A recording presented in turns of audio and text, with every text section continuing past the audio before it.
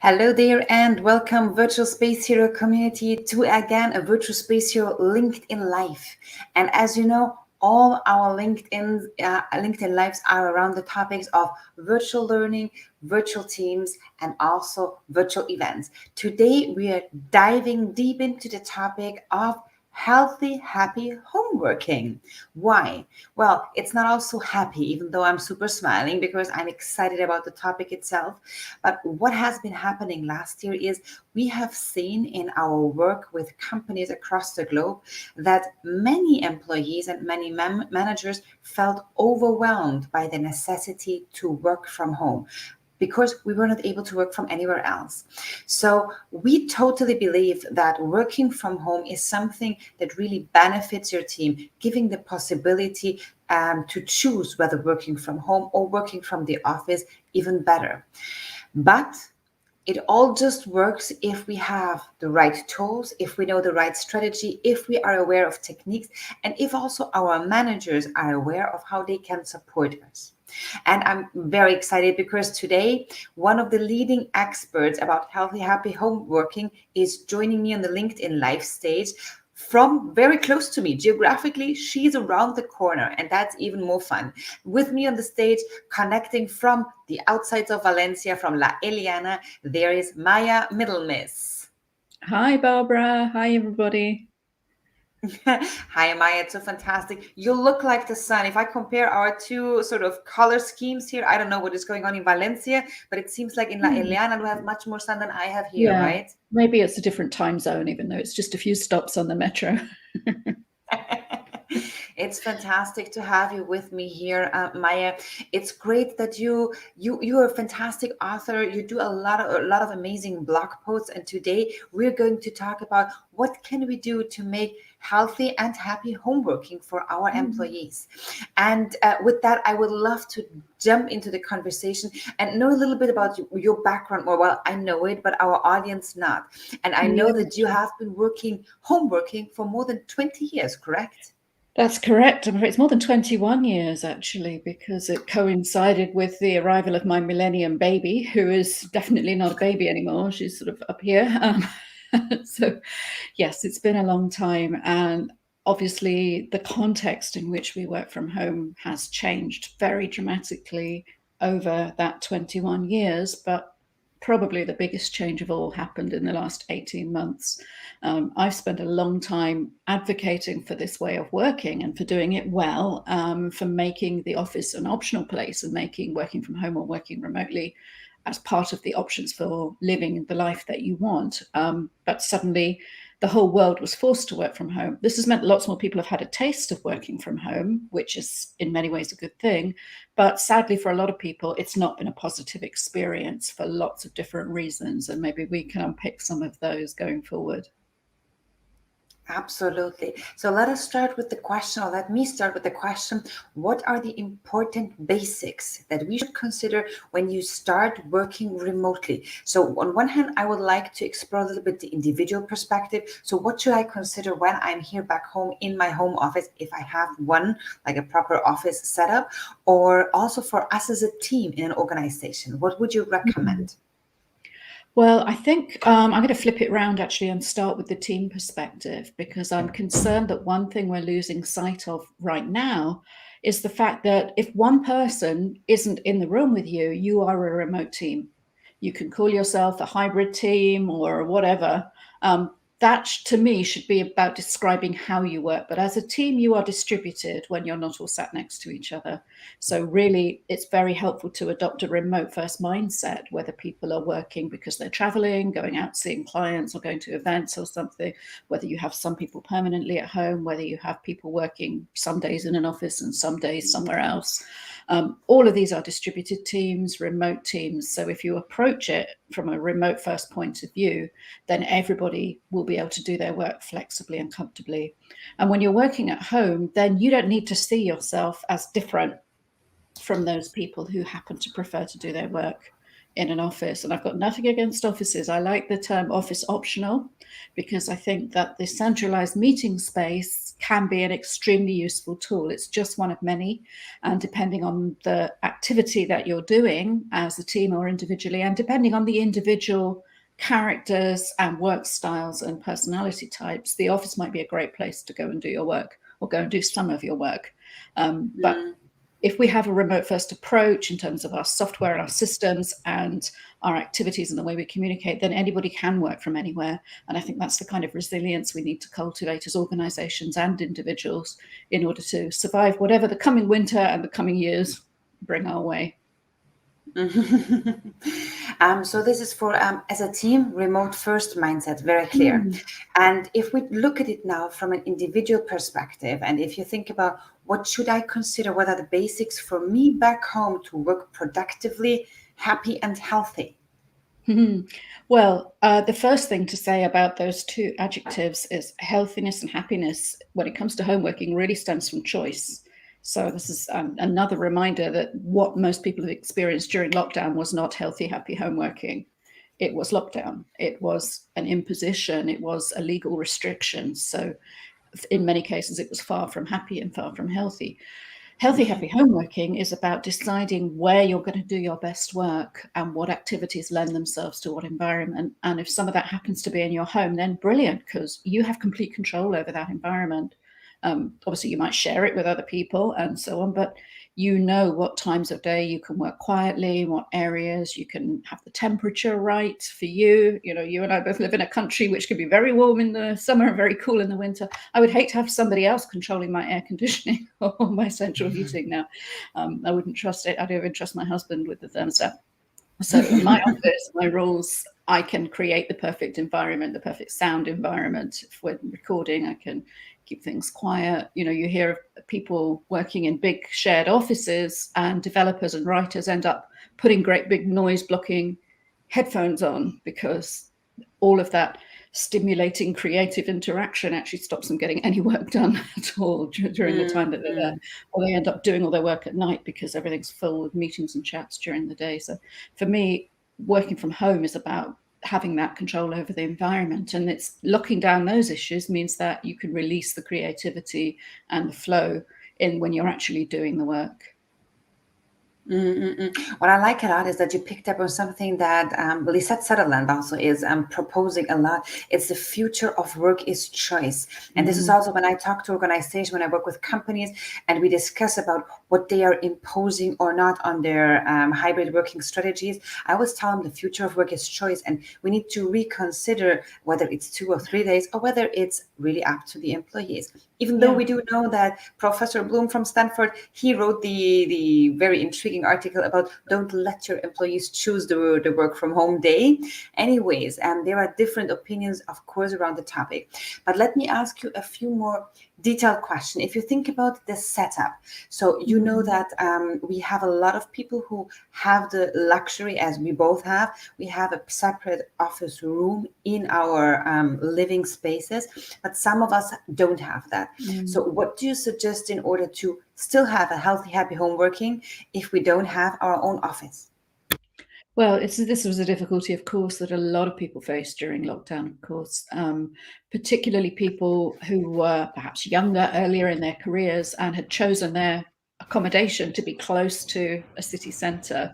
Very often then you're trading off the square meters for that shorter commute, and you might have nowhere at all to work from home. So I know a lot of people have come up with some incredible solutions to try and create boundaries in their life, whether that's putting the work away at the end of the day, folding the laptop and closing it, creating time boundaries on their work. I've seen people do clever things with lighting. So they have one corner of their shared room that is for work, and they can somehow cast it into darkness.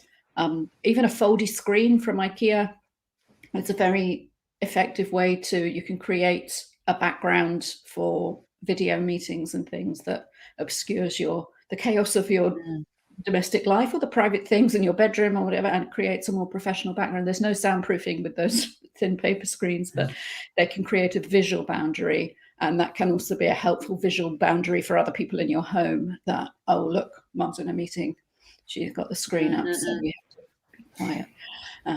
All of those things help. Not with a child the age of yours, but when they get a little bit older, they quickly learn what the boundaries are. And there are ways you can carve out space if you're not lucky enough to have a dedicated space at home. But I would urge everybody who enjoys working from home or can see the potential of it to consider where that home is, because one of the choices you have, obviously, if you want to make working from home part of your long-term lifestyle, is you don't have to live near the office.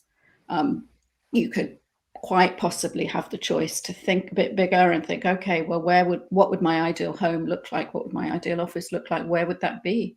If I only have to go and have a meeting once every couple of months, then I no longer need to be on that commuter metro route.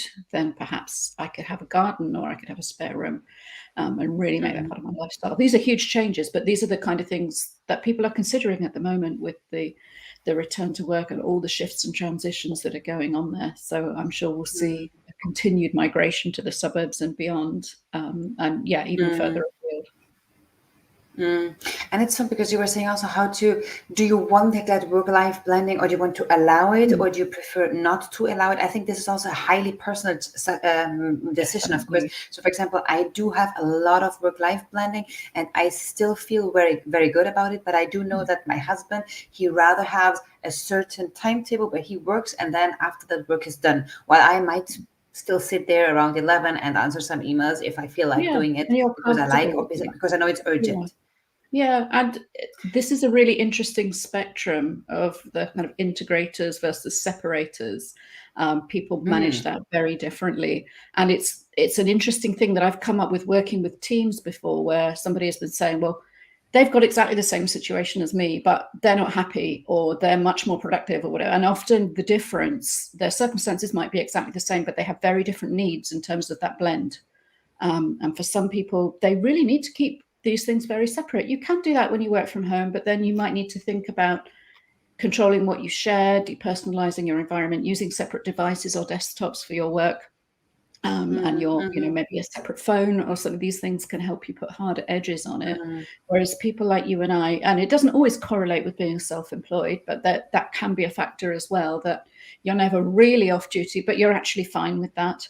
And you know that you can blend your personal stuff into the workday when you have to as well, and you know when that's appropriate and when it isn't. So it's about really knowing yourself and really finding out where your comfort level is with all of this. And then at least when you're at home, you can go after that. You're not set with somebody else's thing of, well, of course we don't have pets in the office, or so, kids or whatever. This would be really strange in a normal office. Whereas actually when you're working from home and you just find you get on better with a particular radio station or something, then you can choose that for yourself. So self-awareness is very important to make a success of this.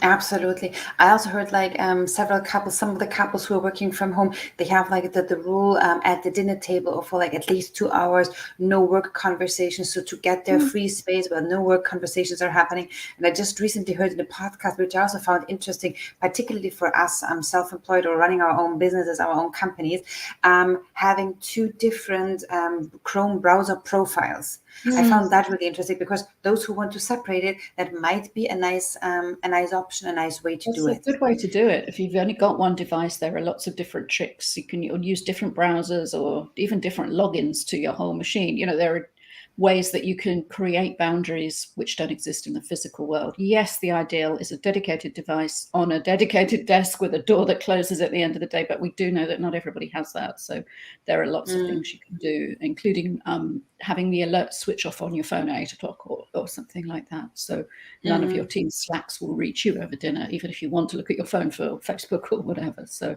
everybody needs to work this one out for themselves, I think. But a lot of unhappiness can come from not addressing it. Absolutely. We were already mentioning a few apps, or how you can use technology also to help you separate it. So we do know that one of the biggest challenges is, in general, when we work, that we all have, many of us still have those notifications switched on. So switch off all the notifications, like rule number 1 for any kind of productive and happy work, in my opinion, not even only remote work. But is there something else that you would recommend, like having switched off the notification? Is there something else that you would recommend for productivity and healthiness at home?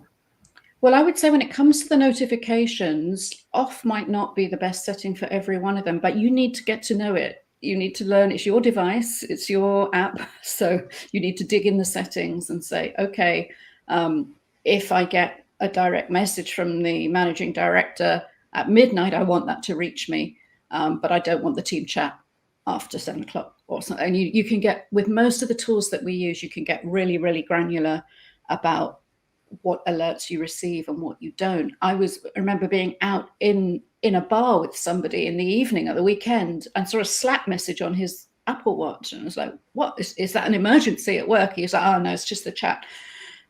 And I said, why do you have that on your phone in the pub at the weekend? You can turn that off. And he said, oh, I just left it the defaults when I set it. And so he's got no idea which ones are urgent, so he has to look at his wrist in case the office is on fire or something. Whereas you can control these things. And once, it does take a bit of time to dig through the settings on Slack, on your email, on anything else that you use. But if you invest that time up front, what it buys you back is such peace of mind. You can get rid of the red dots on all your notifications. You don't have to have that little thing just there saying, go on, click me, click me, click me. Because you've got all these unread emails. You don't need your email on your home screen. It's your device, it's your phone. In the evenings, it's not your work device, it's your personal one. So I really suggest that everybody spend half an hour getting to know your settings and taking control of them, and that will serve you well for the long term, and it will give you peace. And still then, even if we switch off the notification, we still have to change our habits, because we do know that I think on average people are checking their emails every 3 minutes. So it's still crazy enough what habits we developed over the past years. And it's not even because of virtual work or home working. So still changing the habits will take us even longer than only switching off the notifications. And it's interesting because a lot of people are saying, oh, working from home has been terrible. People have lost all their boundaries and they're working all night and things like that. This wasn't to do with lockdown or home working. This was work. The last time I went to London just before lockdown, I remember going on the train in from the suburbs of my family home, and everybody's working at sort of 8 o'clock in the morning or something. And they're not going to an event or anything. That's just the day. And they're expected to be plugged in and working all the time. So those boundaries are long gone. We all need to reclaim them. It doesn't matter where you do your work. You deserve that right to switch off. And it's really interesting to see that it's taken forced home working to actually make people start talking about this. And even to the point that in parts of Europe, including the part we live, it's becoming enshrined in law now that people have an actual legal right to disconnect from work and to unplug. In France, it's practically illegal to send someone an email in the evening now. And because they're recognizing that it doesn't matter what your personal boundaries are. If you have a boss that has different expectations, then that can override and create pressure. It doesn't matter how good you are at managing it yourself. So it has to come from both sides. There has to be the self-awareness and say, no, okay, that's not reasonable. But also you have to be part of an organization and team culture where that's not the case either. And it's well worth remembering for any managers out there who are worrying that they may have been overstepping the line, that you are still responsible for your team's well-being. You're responsible for their stress. It's part of their health and safety assessment. And if you can't look them in the eye, then you don't know if they're checking that email at 8 o'clock or if they'll just leave it till morning. So actually, maybe you just send it with a delay and let them deal with it. And it's so easy to program those scheduled sends, right? Yeah. None of this is rocket science. It's all there in the support in every app that you use. So just a little bit of time and consideration can yield so much peace of mind for everybody going forward. Thanks. Yeah, great point. So let me pick up here a comment from Liliana. Liliana is mentioning that, hi Liliana, first of all, welcome. She has seen some participants during her trainings that wear their company badges. I assume like name badges or something. It helps to imagine that they're in their office and the sign for the others that they're in that working mode. So sort of to give them a feeling to be connected. I assume, Liliana, it's like a name badge. Have you heard about that, Maya? I think this probably, I don't know exactly what platform Liliana's talking about, but it's what really is interesting to me as a bit of a geek is seeing the differentiation of technology in terms of creating digital workspaces. And it'd be interesting for you as well from the event space, how people are starting to really differentiate it and make their digital home so they can create an office or a place to go. and we don't need a metaverse with a big headset or anything to do that. Something as simple as having a company logo on your ID pick, if you're in a mixed event, like Liliana was saying, can create that sense of identity. And we're starting to see, rather than the ubiquitous Zoom background, some people are providing corporate ones for people to use when they go into a meeting with a client or something and say, yeah, okay, your kitchen's lovely, but can you use this picture? Because everybody knows it's a Zoom meeting and you could be anywhere. But, there are ways that companies are starting to recognize that we have to treat the digital workspace with the same kind of professional branded approach that we do. And just because you're working from home, it doesn't mean that there is less corporatism or professionalism. And it should be a conscious thing. People can use their profile pictures, they can use their avatars or whatever to project whatever they want. And that is your presence. If you're with a remote worker, particularly on a mixed or hybrid team where that's all you've got is that little tiny picture to show it's like an extension of personal branding. And I know that's a fairly icky term, but people do need to think about that. It's how you show up, either with your colleagues, with your clients, in an event like a training. I think we're starting to see lots of interesting ways of using that. Like wearing a name badge. I think that's great. And, in the same way that when Liliana pops up on the live stream there, we know it's coming from LinkedIn because there's that little badge there. So LinkedIn are claiming that corporate identity.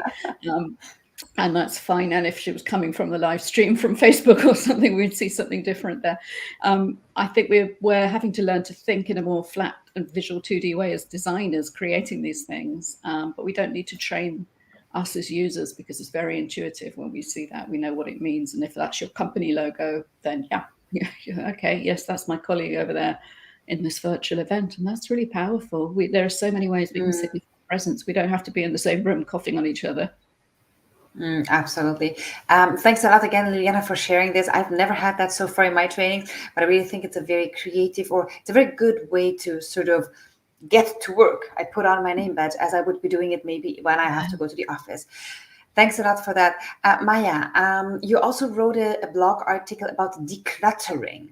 So why is decluttering when you work from home so important, and how can you do that? Okay, well, I interviewed somebody who is much better at this than me, because when it comes to clutter, well, I'm not going to turn the webcam around, put it that way. I know the theory, the practice is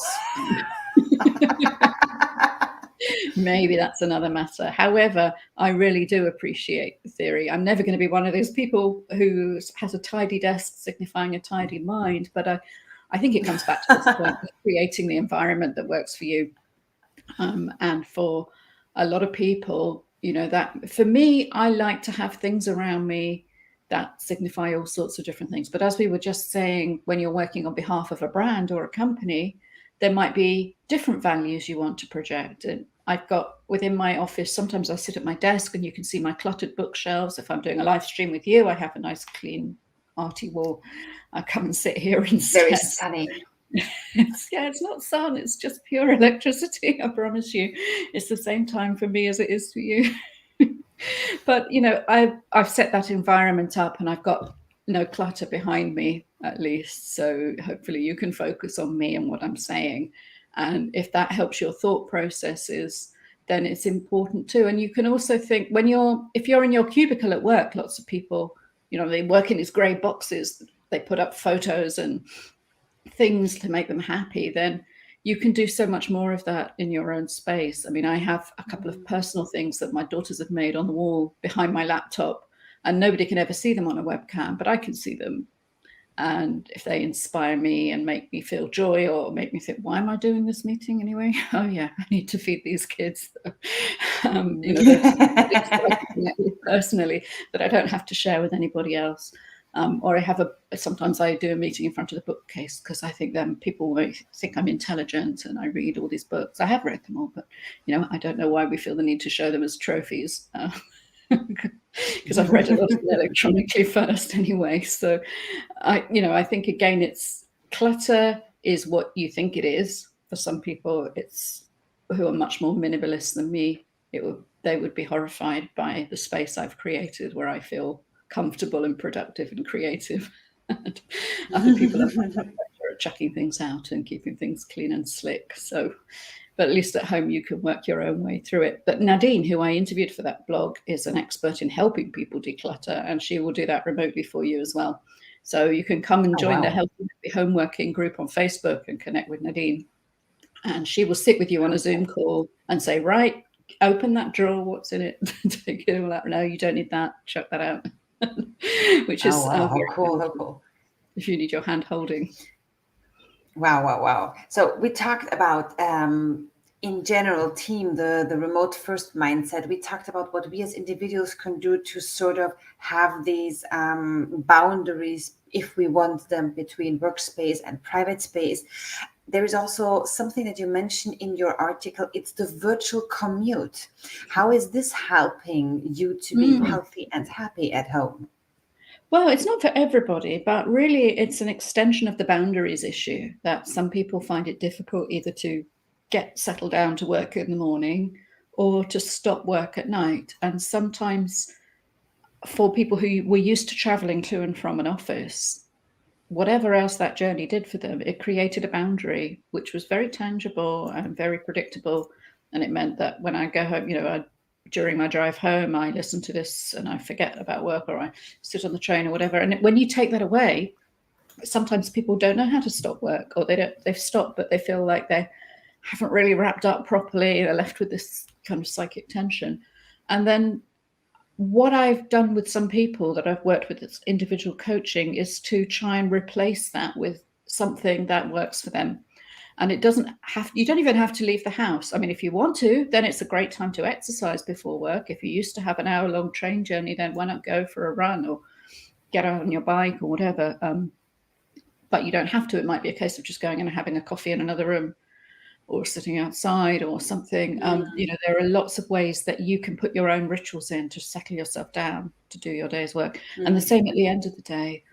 Your virtual commute might be taking the dogs for a walk. You might be going for a stroll. It might be having a cup of tea in a special cup or something, but some way that is meaningful for you that says, that's it, I'm done. I'll come back tomorrow. Cal Newport, the author of Slaying the Hive Mind Hydra and Deep Work and lots of the great books about productive and effective working, he has a thing where he says to himself, he has a ritual a checklist he goes through of carrying over all his undone to-dos till tomorrow, because yes, even productivity heroes have things they don't finish because life happens. And he makes his calendar ready and he closes the apps on his desktop, and then he says something out loud, like it's something like shut down complete. And he knows he won't say that until it's done. And so when he says it and he hears himself say it, something in his brain can say, switch off. Okay, we're done. For me, it's closing the laptop. I don't use my laptop outside of work. Anything I want to do in the evening, I can do on my iPad or on my phone. So it doesn't leave the office. And for me, when I close that at the end of the day, that's my shutdown ritual, and that's my virtual commute. And then, depending on the day, I might go and have a walk, or I might go and just talk to somebody, another actual face-to-face human in my home instead of through a screen. That's always nice too. So it's worth identifying what little elements and activities can create closure and boundaries for you, and experimenting with putting them into a routine. You can go really deep into this, things like the miracle morning, where you're supposed to do all these amazing creative things like exercise and meditation and journaling and all these things to set yourself up for the day. Brilliant.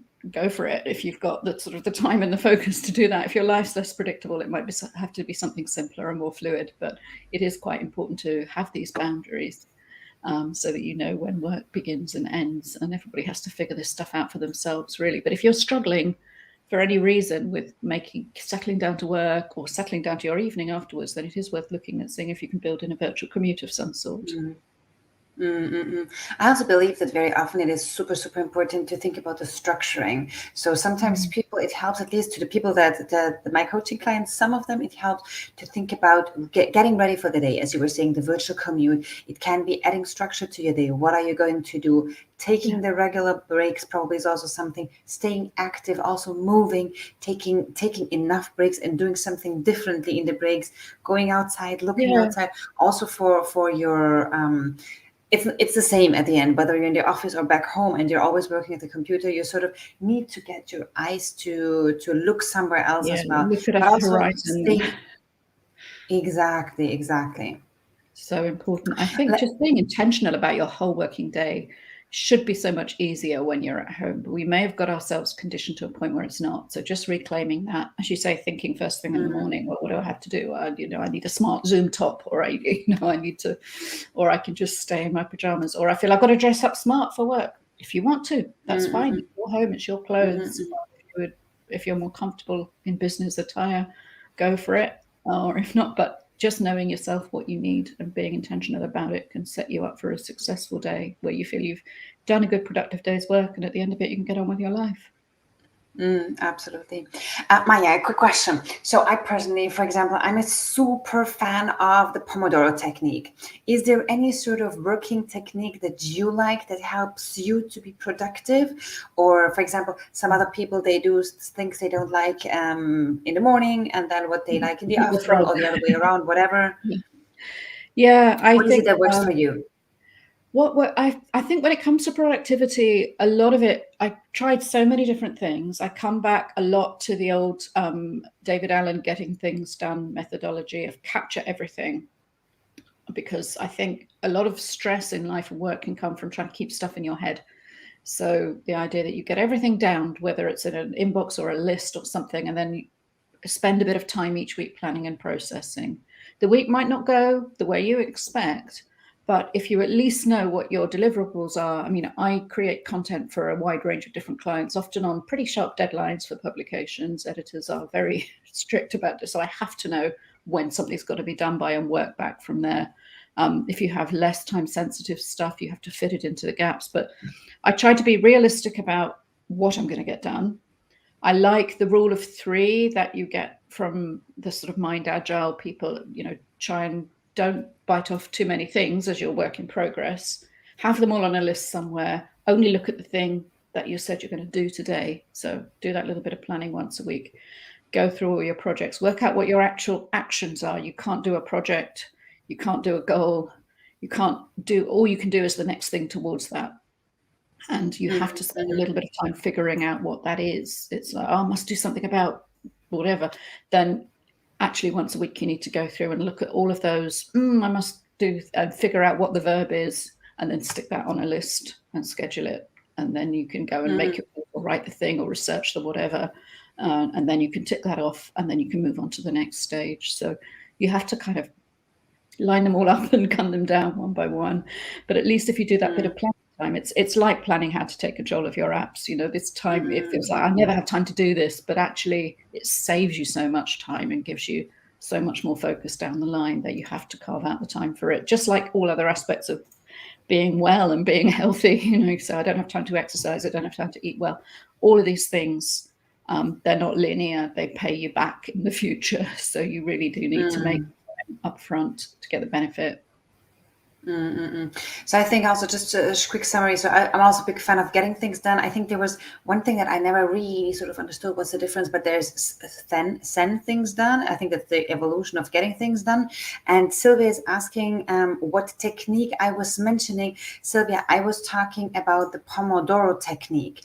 The Pomodoro technique was invented, to say so, by Francesco Cirillo, an Italian.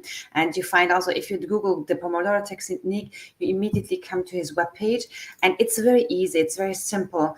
The Pomodoro technique means that you do several work sprints of 20, 25 minutes, whatever. There are a lot of variations how you can do that. But essentially it is 25 minutes of work, 5 minutes of break. 25 minutes of work, 5 minutes of break. You do that 3 times, 1.5 hours, and then you do a longer break.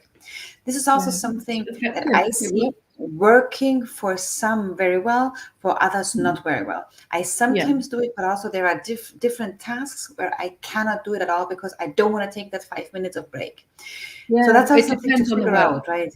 I'm exactly the same. If it's something I know I'm procrastinating on, like, oh, I've got to sort my tax or something like that, right? I'll just crack a Pomodoro out and do it. And actually, but if I'm writing, I don't want that.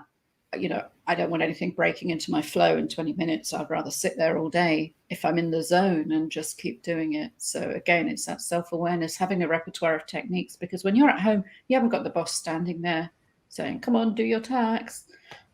Nobody's going to do that for you. As a grown-up, you have to figure it out for yourself. So it is well worth exploring these different tools that you have available. There's, if you just stick Pomodoro into the App Store, you can get a million different tomato-shaped timers. You can have Exactly. you want. Or you just ask Siri, tell me, take a break in 20. You've actually got do that, or she do it. Cool. So you can use all these things and just experiment, see what works for you. If you find it makes you more focused and productive, you earn your breaks.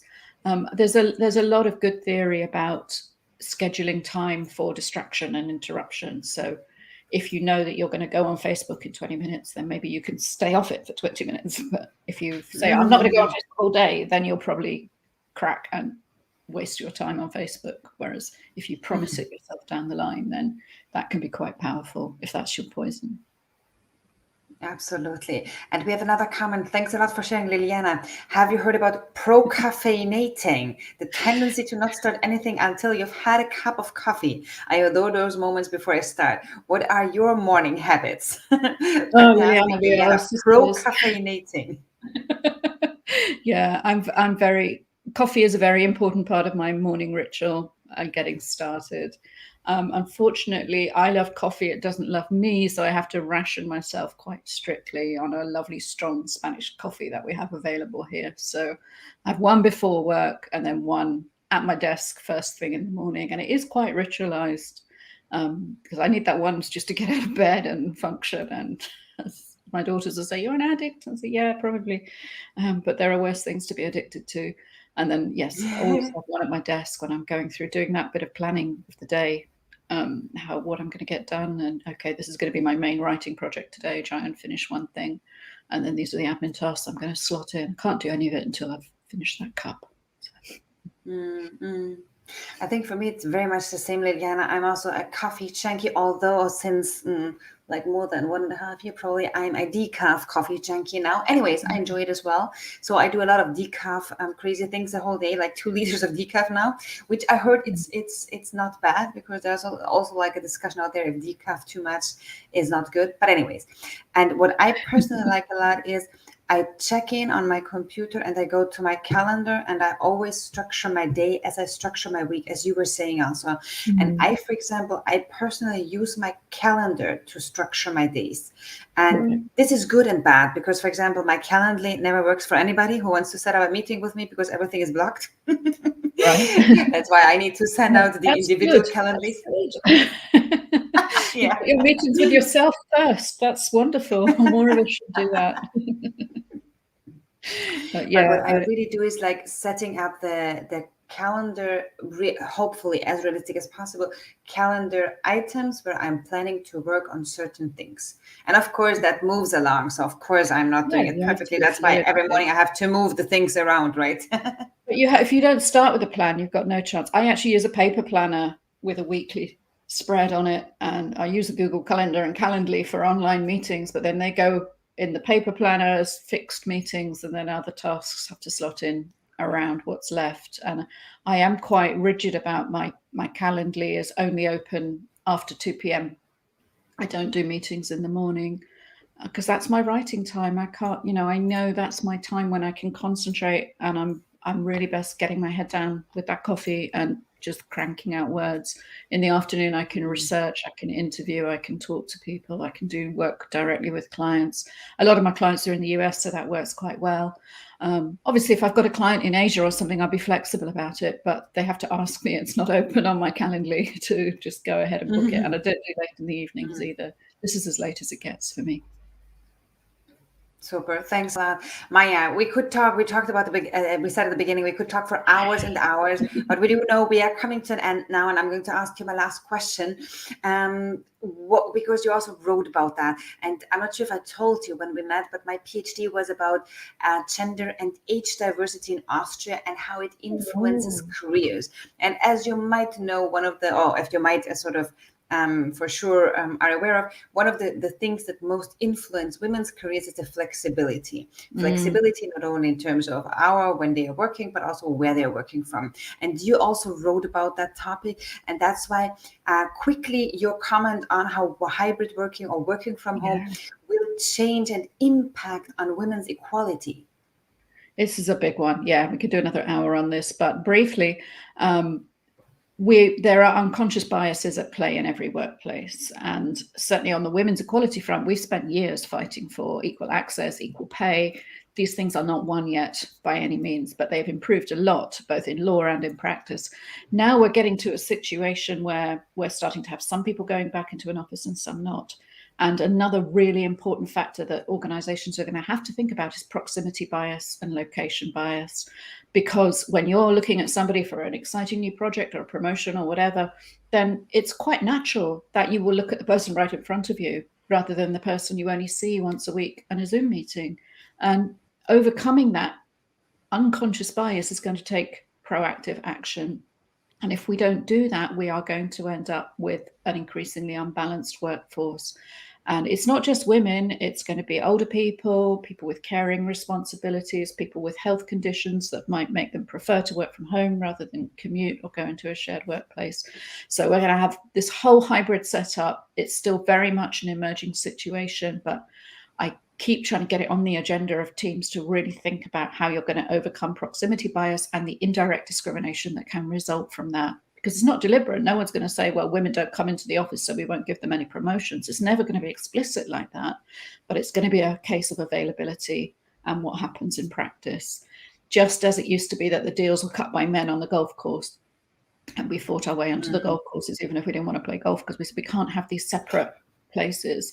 And this is what it could end up in the hybrid office if it's only young, professional, male majority people who are visible and present. Then they're going to be the ones who get the opportunities. And I think we're going to have to see organizations taking very specific actions to mitigate that unconscious bias.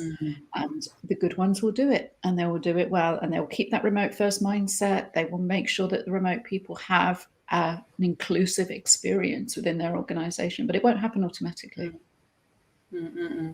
Thanks so much for sharing. Yeah. And I think additionally, I have the feeling that last year was the first time also for majority of men feeling what it means if they are not always on site, because also in European countries, only 30% were really allowing work from home before. So it was really an interesting thing. Thank you so much. And all of you out there. Senior managers have had that experience too. So we can change things going forward. Sorry, I can't stop talking about this. But if you want to stop talking, if you want to continue to talk to Maya, to connect with her on LinkedIn, and also check out her webpage, Healthy Happy Homeworking. Great content there on the blog, and also connect with her on LinkedIn. Always great postings. I do know that very soon a new book of yours is coming out, right? There will be a new book. It's going to be in the new year. This last few months have been very complicated, including lots of writing for other people, which always ends up when I'm setting those deadlines for the week, there's the things which have got somebody else's name on. They always end up taking priority over the book, but there will be another book eventually. At the moment, there are 2 books in the Healthy Happy Homeworking, so I can call it a series because it's 2. And there will be more. There's also a training course to help people find an interview for a remote first job. So there's lots to check out if you come on over to the site, and find us on Facebook too. We've got a really nice community there. Fantastic. Maya, it was so great having you with us. Thank you very much. And I hope to see you very soon back also in person in La Eliana. Yes, let's have some more of that strong coffee again soon. Thanks, Barbara. Bye.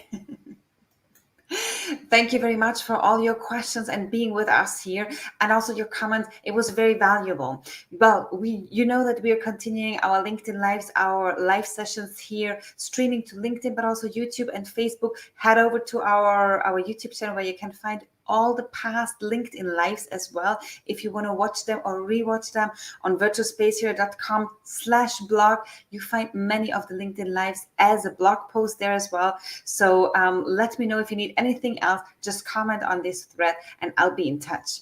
If you have any topic that you would be interested in or somebody you would like to see on this stage, let me know, and I will make sure to have them invited.